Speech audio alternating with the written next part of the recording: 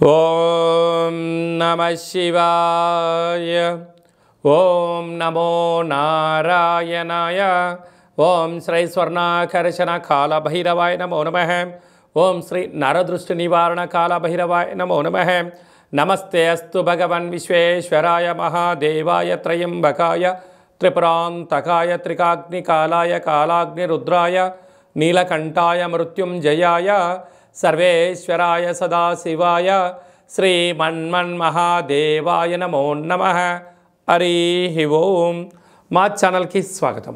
చూస్తున్న వీక్షకులకు ప్రేక్షకులకు ప్రియ కాళభైరవ భగవద్బంధులకి స్వాగతం పలుకుతూ మమ్మల్ని ఎంతగానో ఆదరిస్తూ ఉండబడినటువంటి ప్రియ సోదరీమణులకు సనాతన ధర్మ సంరక్షకులకి అందరికీ కూడా మహాశివరాత్రి పండగ శుభాకాంక్షలు. మహాదేవుడి యొక్క ఆశీస్సులు అందరిపైన ఉండాలని, అందరినీ చల్లగా ఆశీర్వదించాలని, నిండు నూరేళ్ల ఆయురారోగ్యాలకు అందరికీ ప్రసాదించాలని, జాతక చక్రంలో ఉండబడిన గ్రహ గమనాలు దోషాలు తొలగిపోయి ఎవరైతే ఏదైతే కోరుకుంటున్నారో అన్నింటా విజయాన్ని సాధించేటువంటి ఆశీర్వచనాన్ని భగవంతుడు అందరికీ ప్రసాదించాలని మనసారా కోరుకుందాం. 1-3-2024 నుండి 15-3-2024 వరకు పుట్టినటువంటి వారందరికీ కూడా ముందస్తుగా జన్మదిన శుభాకాంక్షలు. గతంలో వివాహం చేసుకున్న వారికి వివాహ వార్షికోత్సవ శుభాకాంక్షలు. ద్వాదశ రాశుల్లో గ్రహ గమనాల్ని ఒకసారి వీక్షింపచేద్దాం. మేషరాశిలో గురు సంచార స్థితి, కన్యరాశిలో కేతు సంచార స్థితి, మకర రాశిలో కుజుడు మరియు శుక్ర సంచార స్థితి, కుంభరాశిలో రవి బుధాదిత్య రాజయోగము మరియు శనేశ్వర స్వామివారి యొక్క సంచార స్థితి. ఏడాది తర్వాత రవి భగవానుడు కుంభరాశిలో సంచారము, 30 సంవత్సరాల తర్వాత శని భగవాని చేత రవి తన స్వక్షేత్రమైనటువంటి శని భగవానితో కలిసి సంచారం చేయడము ఇది ఒక యోగదాయకం అని చెప్పి గమనించగలగాలి. అలాగనే మీనరాశిలో రాహు సంచార స్థితితో ద్వాదశ రాశుల్లో గ్రహ గమనాలు ఈ విధంగా ఉన్నాయి.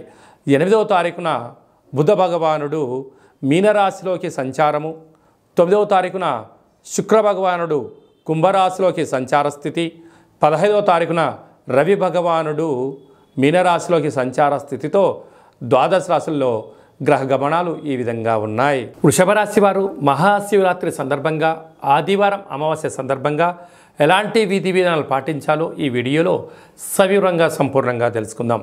వృషభ రాశిలో ఏ నక్షత్రాలు వస్తానగా కృతికా నక్షత్రంలోని 2, 3, 4 పాదాలు, రోహిణి నక్షత్రంలోని 4 పాదాలు, మృగశిర నక్షత్రంలోని 1, 2 పాదాలను కలిపితే వృషభ రాశి. అలాగనే చాలామందికి పుట్టినటువంటి కాల సమయంలో డేటా ఆఫ్ బర్త్లు లేనటువంటి కారణం వలన పేరు యొక్క మొదటి అక్షరాన్ని అనుసరిస్తూ ఆ రాశిని తెలుసుకునే ప్రయత్నం చేద్దాం. ఈ, ఉ, ఏ, ఓ, వా, వి, ఉ, వే, ఓ అక్షరాల వారందరూ వృషభ రాశి జాతకులే. వృషభ రాశి యొక్క అధిపతి శుక్రుడు. ఈ శుక్ర భగవానికి బొబ్బర్లు అలసందలు అని చెప్పుకుంటాం కనుక అందులో శుక్రవారం రోజు మహాశివరాత్రి రావడం చాలా వృషభ రాశి వారికి యోగదాయకం అని చెప్పి గమనించగలగాలి. కనుక తెల్లటి పాలతో, తెల్లటి పెరుగు చేత, విభూ చేత నవధాన్యాల్లో బొబ్బర్లను ఎక్కువగా కలిపి మహాదేవుడికి అభిషేకం చేయడం వలన, ఉప ఆవాసం ఉండడం వలన, సంపూర్ణమైన గోమాతకు తెల్లటి ధాన్యాన్ని ఏర్పాటు చేయడం వలన జాతకంలో ఉండబడినటువంటి గ్రహదోషాలు తొలగిపోతాయని చెప్పి గమనించగలగాలి. పంచమ స్థానంలో ఉండబడిన కేతువు, భాగ్యంలో ఉండబడిన కుజ శుక్ర సంచార స్థితి, రాజ్యస్థానంలో ఉండబడిన రవి బుధ శని సంచార స్థితి, లాభస్థానంలో రాహు, వ్యయంలో గురు సంచార స్థితి ఉండబడినప్పుడు స్వల్పమైనటువంటి ఆటంకాలు, ఇబ్బందులని అధిగమించే ప్రయత్నం చేయడం జరుగుతుంది.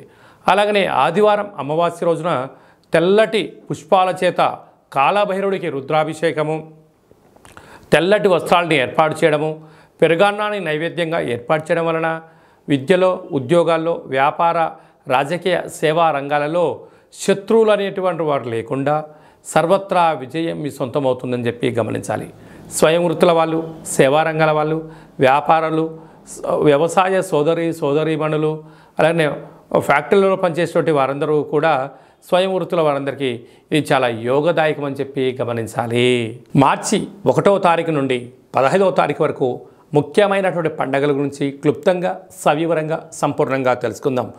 4వ తారీఖున సోమవారం, బహుళాష్టమి సందర్భంగా అచితాంగ కాళభైరవ స్వామి స్మరణ, ధ్యానము, కూష్మాండ దీపము, సౌభాగ్య ముడుపు కట్టడం వల్ల సకల అష్టకష్టాలు తొలగిపోతాయని చెప్పి గమనించగలగాలి. 8వ తారీఖున మహాశివరాత్రి పండగ, విశేషమైనటువంటి శుక్రవారం, శ్రవణ నక్షత్రం, ధనిష్టా నక్షత్రంతో కూడుకున్నటువంటి మహాశివరాత్రి అవ్వడం వలన మనకు అయోధ్య రామ మందిర నిర్మాణం తదనంతరం తర్వాత మొట్టమొదటిసారిగా వస్తూ ఉండబడిన మహాశివరాత్రి పండుగ సందర్భంగా మనమందరం కూడా జన్మకో శివరాత్రి అన్నట్టుగా ఈ యొక్క 2024వ సంవత్సర ప్రారంభ కాలంలో శుక్రవారం కళౌ వెంకటేశ్వర అన్నట్లుగా శ్రీ వెంకటేశ్వర స్వామి వారి యొక్క జన్మ నక్షత్రం రోజున మాస శివరాత్రి, మహాశివరాత్రి సందర్భంగా మనమందరము కూడా వీలైనంత వరకు ఉప ఆవాసం ఉందాం, శివనామస్మరణ చేద్దాం, వీలైనంత వరకు మౌనంగా ఉండే ప్రయత్నం చేద్దాం. ఆ ఆది మహాదేవుడి యొక్క ఆశీస్సులు పొందుదాం. కుదిరితే మీ దగ్గర ఉండబడిన శివాలయాల్లో అభిషేకం చేసుకోండి. అలా కుదరలేనటువంటి పక్షంలో కానీ లేదు ఇంకొంచెం భగవంతుడి యొక్క ఆశీస్సులు పొందాలి అన్నట్లయితే మన యొక్క కాళభైరవ స్వామి యొక్క దేవాలయంలో సహస్ర ద్వాదశ జ్యోతిర్లింగేశ్వర స్వామివారు, 1,00,000 రుద్రాక్షల మహాదేవుడిని ఏర్పాటు చేయడం జరిగింది కనుక మీ గోత్రనామాలు మాకు పంపించినట్లయితే మీకు వాట్సాప్ ద్వారా వీడియో కాల్ చేయించి మహాదేవుడికి రుద్రాభిషేకము, శతరుద్ర హోమాన్ని చేయించడం జరుగుతుంది కనుక భక్తులందరూ కూడా మహాదేవుడి యొక్క అభిషేక కార్యక్రమంలో పాల్గొని ఆ పార్వతీ పరమేశ్వరుల యొక్క కృప కటాక్ష వీక్షణ పొందగలరు. అలాగనే మరో అద్భుతమైనటువంటి విషయం ఏమిటయ్యా అనగా 10వ తారీఖున ఆదివారం అమావాస్య పూర్వభద్ర నక్షత్రం రావడం కూడా జరుగుతుంటుంది.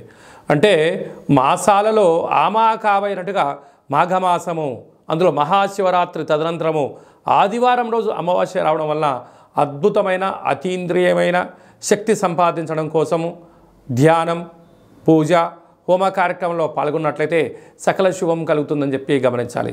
కనుక ఈ కాళభైరవ స్వామికి ఆశీస్సులు పొంది ఆ అమావాస్య రోజు సకల దుష్ట ప్రభావాల నుంచి, భూత ప్రేత పిశాచాల నుంచి, అపమృత్యు దోషాల నుంచి, వాహన ప్రమాదాల నుంచి తొలగించడం కోసము ఏ రాశి వారు, ఏ నక్షత్రం వారు ఎలాంటి విధి విధాలు పాటించాలో సవిరంగా సంపర్కం కూడా మనం తెలుసుకుందాం.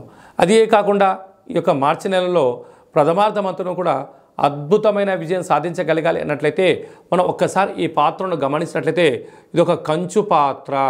ఇందులో మనకు రాసులు 12 ఎలా ఉంటాయో 12 రాసులను అచ్చు వేయడం జరుగుతుంది.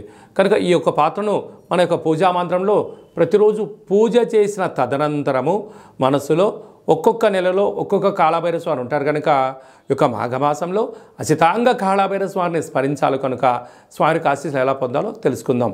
అలాగే మనసులో ఓం అచితాంగ కాళభైరవాయ నమః అని అనుకొని ఇలా శబ్దం చేసినట్టయితే ఒక పాత్రలో ఓంకార శబ్దం రావడం జరుగుతుంది.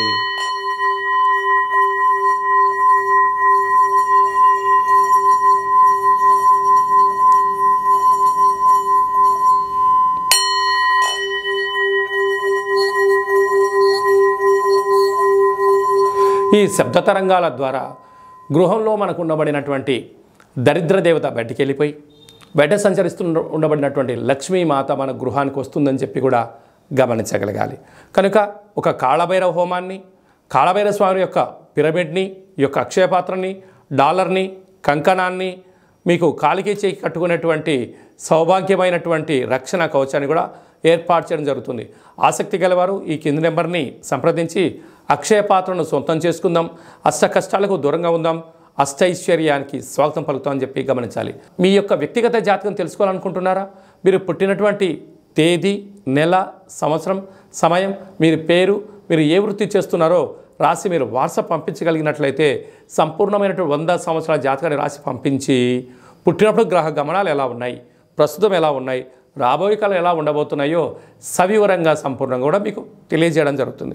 చాలామందికి డేటా ఆఫ్ బర్త్లో లేనటువంటి వారికి మీ పేరు యొక్క మొదటి అక్షరాన్ని అనుసరిస్తూ కాళభైరవ ఉపాసన చేత, రమణ శాస్త్రం ద్వారా, గవ్వల ద్వారా మీకు జ్యోతిష్యం తెలియచేస్తూ భూత భవిష్యత్ ఉత్తమాలను కూడా తెలియజేయడం జరుగుతుంది. కనుక మీ వ్యక్తిగత జాతకం తెలుసుకోవాలనుకుంటున్నట్లయితే ఈ కింది నెంబర్ సంప్రదించి అపాయింట్మెంట్ తీసుకొని సంప్రదించగలరు. అలాగా మీ అబ్బాయికి కానీ అమ్మాయికి కానీ ఎంత వివాహ ప్రయత్నం చేసినా వివాహం అవ్వడం లేదా, జాతకంలో ఎలాంటి దోషాలు ఉన్నాయి, వచ్చేటువంటి అమ్మాయి యొక్క కానీ అబ్బాయి యొక్క జాతకంలో ఎలాంటి యోగాలు ఉన్నాయో వివాహ పొంతన మన యొక్క దేవాలయంలో అద్భుతంగా చూడడం కూడా జరుగుతుంది. గతంలో వివాహం చేసుకున్నటువంటి దంపతులు తరచూ గొడవపడడం కానీ పోలీస్ స్టేషన్లో గొడవలకు వెళ్తున్నట్లయితే మీ పేరులో స్వల్పమైన మార్పు చేత మిమ్మల్ని ఆ పార్వతీ పరమేశ్వరులు ఎలా కలిసి ఉంటారో మీరు అలా కలిసి ఉండడానికి ఆధ్యాత్మిక సలహాలు సూచనలు కూడా ఇవ్వడం జరుగుతుంది. అలాగా మీకు అబ్బాయి కానీ అమ్మాయి కానీ పుట్టినట్లయితే మీ యొక్క వారి యొక్క పుట్టినటువంటి తిథి ప్రకారంగా, రోజు ప్రకారంగా, డేటు ప్రకారంగా, నక్షత్ర ప్రకారంగా ఎలాంటి పేరు పెట్టుకోవాలో ఆధ్యాత్మికమైనటువంటి పేర్లను మీకు సూచించడం జరుగుతుంది. అదే కాకుండా చాలామందికి కాళభైరవ మంత్ర ఉపదేశం ఎలా తీసుకోవాలి, కాళభైరవ సాధన ఎలా చేయాలి, కాళభైరవ స్వామి ఆశీస్సులు ఎలా పొందాలో అని అనుకుంటుంటారు. వారందరికీ కూడా మన యొక్క దేవాలయంలో మంత్రోపదేశం, జపము, తర్పణం, హోమ కార్యక్రమాన్ని ఎలా చేసుకోవాలో తెలియజేస్తూ ఆధ్యాత్మిక సలహాలు సూచనలు మీకు ఇవ్వడం జరుగుతుంది. కనుక ఆసక్తి గలవారు ఈ కేంద్రము సంప్రదించి ఈ మహాశివరాత్రి సందర్భంగా అందరి యొక్క గోత్రనామాల్ని మీరు పంపించినట్లయితే మీకు పూజ చేసి స్వామి యొక్క ప్రసాదాన్ని ఒక రుద్రాక్షను ప్రసాదంగా కూడా పంపించడం జరుగుతుంది. కనుక అందరూ కూడా గోత్రనామాల్ని ఈ యొక్క ఫోన్ నెంబర్లకు వాట్సాప్ పంపించగలరు. అందరిపైన మహాదేవుడి యొక్క ఆశీర్వాదాలు ఉండాలని కోరుకుంటూ ఆశీర్వచనం. సర్వమంగళ మాంగళ్యే శివే సర్వార్థి సాధికే శరణ్యే త్రయంబకే దేవి నారాయణి నమోస్తుతే.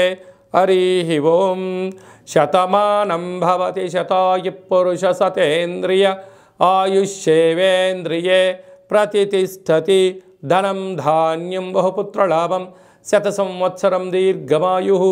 సర్వే జనా సుఖినో భవంతు. లోకా సమస్తా సుఖినో భవంతు. సర్వం శివార్పణమస్తు. ఈ వీడియో మీకు నచ్చినట్టయితే లైక్ చేయండి, షేర్ చేయండి. మేము చేస్తున్న వీడియోలో మీకు ముందస్తుగా నోటిఫికేషన్ రావాలి అన్నట్టయితే సబ్స్క్రైబ్ చేసుకొని ఆలనే బటన్ కూడా తెలియచేయండి.